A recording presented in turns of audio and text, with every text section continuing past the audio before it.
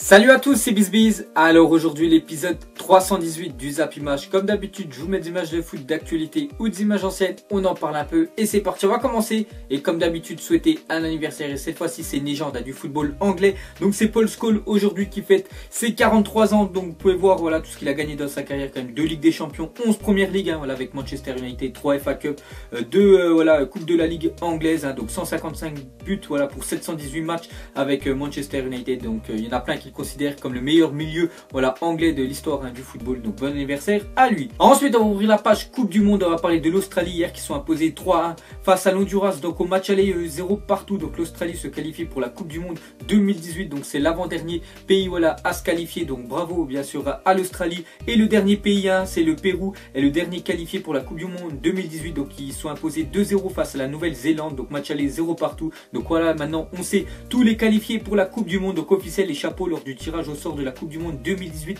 qui aura lieu le 1er décembre. Donc bien sûr l'équipe de France, j'en ai déjà parlé, ils sont dans le chapeau 1, donc tant mieux, comme ça ils éviteront on va dire des très grosses équipes. Chapeau 2, il y a surtout l'Espagne à éviter, regardez le chapeau 3 et chapeau 4, donc voilà c'est les chapeaux définitifs. Donc maintenant voilà le tirage au sort le 1er décembre, donc on va espérer voilà de tirer quand même un bon groupe, parce que regardez le pire groupe voilà pour l'équipe de France, donc le groupe de la mort pour les Bleus, ce serait qu'on rencontre l'Espagne, le Costa Rica voilà dans le groupe C et le Nigeria dans le groupe D, et le groupe le plus abordable donc ce serait le Pérou, parce que voilà le Pérou sont dans le groupe B, sinon l'Iran et le Panama. Donc il faut aussi mettre en compte qu'on peut pas avoir deux clubs européens, enfin deux pays européens dans un même groupe. Donc voilà le max c'est vraiment deux pays. Donc voilà les groupes de la mort et les groupes le plus abordable bien sûr pour l'équipe de France. Donc on verra voilà le verdict le 1er décembre. Ensuite, victime d'un malaise, Jürgen Klopp a été emmené à l'hôpital. Il n'a pas pu diriger l'entraînement des Reds aujourd'hui. Donc voilà les gars, il a l'hosto Jürgen Klopp. Donc j'espère voilà qu'il va avoir un bon rétablissement, qu'il va revenir très vite sur le banc de Liverpool. Ensuite, une déclaration de Jérôme Boateng, le défenseur du Bayern, défenseur de l'équipe allemande. Donc il n'a pas joué face à l'équipe de France parce qu'il était forfait mardi soir. Donc il a dit: nous avons actuellement la meilleure défense depuis que je suis en équipe nationale. Donc voilà ce qu'a dit Boateng. Donc tout simplement il dit que l'Allemagne est la meilleure défense depuis qu'il est dans le groupe. Ensuite, une déclaration de Pierre Ménez. Il a dit: le problème avec Mbappé c'est qu'il va tellement vite qu'il est parfois obligé de jouer seul parce que tout le monde est encore derrière. C'est le paradoxe de son incroyable vitesse. Donc voilà ce qu'a dit Pierre Ménez sur Mbappé. Donc c'est vrai qu'Mbappé des fois quand il prend le ballon c'est vraiment une fusée, il se projette vraiment très vite devant. Et voilà les autres joueurs de son équipe, bon après si on compte le PSG je pense voilà des joueurs comme Neymar ça ils arrivent à le suivre, mais des autres joueurs comme Rabiot tout ça ils n'arrivent pas à le suivre tellement qu'il va vite. Voilà Kylian Mbappé donc il doit jouer voilà seul. Donc voilà ce qu'a dit Pierre Ménez. Ensuite, d'après Mundo Deportivo, Antoine Griezmann a un accord de principe oral avec le FC Barcelone pour un transfert cet été et un contrat de 5 ans. Donc c'est sûr de toute façon qu'il va partir. Donc il va partir à Manchester United. Maintenant United ils ont leur attaquant, ils ont Lukaku puisqu'il fait que le marquer, donc c'est très bien pour eux. Donc Griezmann qui va partir, donc il pourrait aller du côté du Barça, parce que regardez la une aussi du journal Sport, c'est marqué déjà: le Barça va réaliser une dernière tentative pour Coutinho et le club est disposé à payer la clause de Griezmann en juin prochain. Donc voilà les gars le titre quand même voilà, du journal Sport. Donc ça veut vraiment dire voilà, que Griezmann il y a des grandes chances quand même qu'il rejoigne le Barça en juin prochain. Ensuite on continue avec Antoine Griezmann. Donc hier il y avait un reportage sur TMC, je sais pas si vous avez regardé. Donc il a dit: mon souhait est de finir ma carrière aux États-Unis. Donc il a toujours dit que voilà, il kiffe déjà la NBA, voilà, regarder des matchs là-bas. Il a toujours dit qu'il voudrait terminer sa carrière là-bas. Donc après il partira pas en juin direct aux États-Unis, il est encore jeune voilà, c'est pour ça il y a beaucoup de rumeurs qu'il envoie au Barça, mais pourquoi pas s'il signe au Barça et dans 4-5 ans voilà finir sa carrière aux États-Unis. Donc voilà le souhait de Griezmann. Ensuite officiel, Raïs Mboli donc rompt son contrat avec le Stade Rennais. Donc lui c'est le gardien, je pense que tous les Algériens connaissent parce que c'est le gardien de la sélection algérienne. Donc il n'était pas titulaire voilà, avec le Stade Rennais, il était souvent deuxième gardien. Donc on voit qu'il résilie son contrat, donc il pourra signer où il veut. Ensuite le PSG se serait positionné sur l'attaquant italien de la Fiorentina, Federico Chiesa, donc d'après la Repubblica. Donc voilà cet attaquant que je connais pas du tout, donc je peux rien dire voilà sur lui. Donc on voit que le PSG continue à vouloir recruter dans le secteur offensif, même s'ils ont déjà plein de joueurs.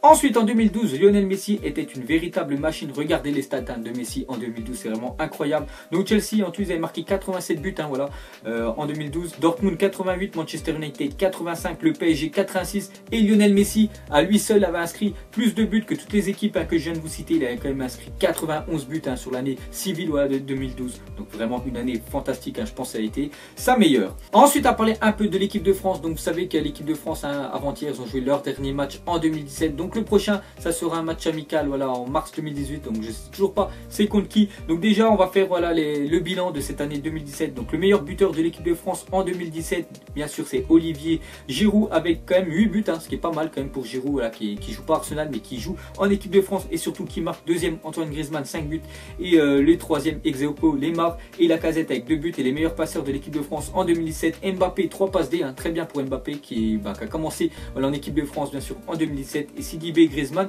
2 passes D. Ensuite une déclaration d'Alexandre Lacazette, on lui a demandé est-ce qu'il avait marqué des points pour la Coupe du Monde. Il a dit c'est l'un des premiers matchs où je suis vraiment avant-centre. On va dire que j'ai laissé un bon souvenir au sélectionneur. Donc voilà, il est vraiment content voilà, de ces 2 matchs, hein, Alexandre Lacazette. Bon, le premier face au Pays de Galles, il était rentré, je crois, il avait joué seulement un quart d'heure. Mais le deuxième, voilà, il était quand même numéro 9, hein, vu que Giroud était forfait, il a marqué 2 buts. Hein, donc voilà, pour un attaquant, même s'il n'a pas trop touché le ballon, voilà, son but hein, vraiment c'est de marquer. Et il a marqué un doublé mardi soir. Ensuite, un autre joueur de l'équipe de France, donc c'est Jérémy Mathieu. Il a déjà joué en équipe de France, donc il a fait une déclaration sur l'équipe de France. Donc il a dit j'ai 34 ans, mais même si j'en avais 25, je n'y retournerai pas parce qu'il y a des choses qui ne m'ont pas plu. Je n'irai plus. Donc voilà, on voit que Jérémy Mathieu, hein, donc il retournera jamais en équipe de France. Bon après il a 34 ans, il y a beaucoup de monde derrière hein, qui sont plus talentueux que lui et qui sont beaucoup plus jeunes. Mais voilà, Jérémy Mathieu et l'équipe de France, hein, c'est définitivement fini. Ensuite, à parler de Cristiano Ronaldo et Sergio Ramos, donc la tension monte hein, entre ces 2 joueurs-là. Donc déjà ces 2 joueurs-là pour moi sont vraiment les leaders hein, voilà, du vestiaire du Real Madrid, parce que Sergio Ramos c'est le capitaine et Cristiano Ronaldo voilà, il a beaucoup d'influence hein, voilà, au Real hein, parce que c'est quand même l'un des joueurs les plus connus du Real Madrid.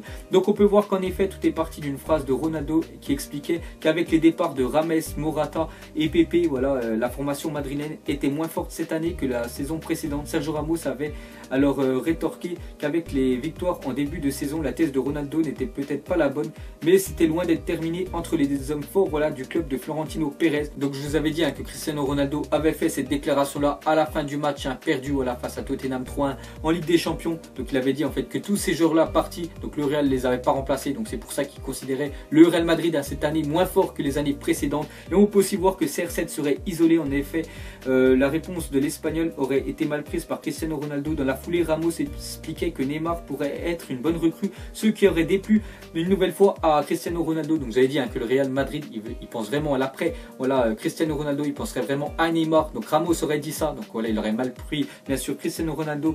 Et on peut aussi voir qu'avec les départs de Pepe et Contrao, donc c'était bien sûr des Portugais, donc actuellement voilà, il est tout seul en Portugais voilà, Cristiano Ronaldo, alors que les Espagnols il y en a beaucoup, il y a Nacho, Carvajal, Asensio, Isco ou Ceballos. Donc voilà, c'est pour ça qu'il y a vraiment un conflit entre ces deux là. Donc on peut voir vraiment qu'il y a la tension entre Ronaldo et Ramos. Ensuite, c'était en 2001, les supporters de l'Inter avaient réussi à introduire dans San Siro un scooter volé à un fan de l'Atalanta. Donc ils ont ensuite rendu le 2 roues en le jetant du 2e étage de la tribune. Par miracle, aucun spectateur n'avait été blessé. Donc regardez-les enfin, avec le scooter. Donc je sais pas comment ils ont fait pour rentrer le scooter, ne me demandez pas voilà, la réponse. Donc après, ils ont quand même jeté le scooter voilà, du 2e étage. Et voilà, on peut voir un par miracle, personne n'a été touché, mais c'est quand même des fous, voilà, les supporters de l'Inter. Ensuite, une déclaration d'Adebayor à SoFoot. Il a dit souvent, je change de numéro pour pas que ma famille me contacte. Il m'appelle pas pour prendre des nouvelles, mais pour me demander de l'argent. Donc voilà ce qu'a dit Adebayor. Donc actuellement, il joue voilà, dans le championnat turc, je sais plus dans quelle équipe. Donc voilà, il a dit qu'il change de numéro, il veut plus de contact avec sa famille, parce qu'il lui demande même pas de nouvelles, ils veulent juste de l'argent. Ensuite, regardez cette photo. Donc hier, j'avais proposé une photo du nouveau look hein, de Robert Lewandowski. Donc vous avez dit qui ressemblait beaucoup à Marco Reus. Et aussi un autre joueur hein, qui pourrait ressembler voilà, à Robert Lewandowski avec sa nouvelle coupe. C'est André Schürrle. Donc André Schürrle plus Marco Reus égale voilà, Robert Lewandowski. Donc il faut avouer qui se ressemblent. Ensuite, à parler de Neymar. Donc avant-hier, il y avait un Angleterre face au Brésil. Donc on peut voir que voilà, les jeunes qui sont rentrés avec le Brésil. Donc il y en a un qui a posé une question à Neymar. Donc il lui a dit Neymar, pourquoi est-ce que tu es parti au PSG? Et Neymar a répondu pour que le championnat français soit le meilleur. Donc voilà ce qu'a dit hein, bien sûr Neymar à ce jeune là. Donc il veut venir, enfin il est bien sûr dans le championnat de Ligue 1, voilà, surtout pour qu'il devienne meilleur. Ensuite officiel, Javier Mascherano est victime d'une rupture du biceps fémoral de la cuisse droite. Il sera forfait 1 mois. Donc voilà, repos hein, pendant 1 mois pour le défenseur du Barça. Ensuite dans un supermarché à Dortmund, donc regardez ce qu'ils ont réussi à faire avec un pack, enfin avec des packs de bière plutôt. Donc on peut voir un stade. Donc après je pense pas que c'est le stade de Dortmund parce qu'on voit l'emblème de Dortmund, mais le stade n'est pas comme ça. Donc il faut avouer que c'est plutôt réussi. Ensuite, une déclaration de Ronaldinho, hein, l'un des meilleurs joueurs de l'histoire du football de tous les temps. Donc il a dit: ne vous entraînez pas jusqu'à réussir votre geste, entraînez-vous jusqu'à ce que vous ne puissiez plus le rater. Donc voilà, s'il y en a peut-être hein, qui me regardent et qui veulent devenir footballeur professionnel, prenez les conseils hein, de Ronaldinho.